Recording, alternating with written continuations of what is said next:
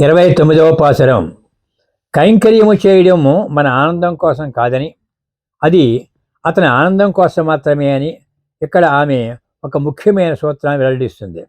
ఇంకా ఆమె కృష్ణానుభవంపై తనకున్న అగాఢ కోరిక కారణంగా ఈ నోమును కేవలం తానొక సాకుగా ఆచరిస్తుందని ఆమె తెలియజేస్తుంది.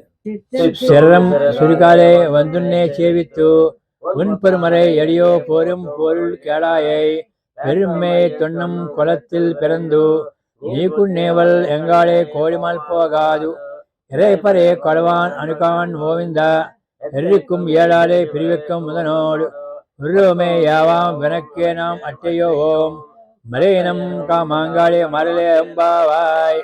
బాగుగా తెల్లవారక మునిపే నీవున్న చోటికి మేము వచ్చి నిన్ను సేవించి బంగారు తామర పువ్వుల వలె సుందరములు స్పృహణీయములు అయిన చరణములకు మంగళము పాటకు ప్రయోజనము వినుము.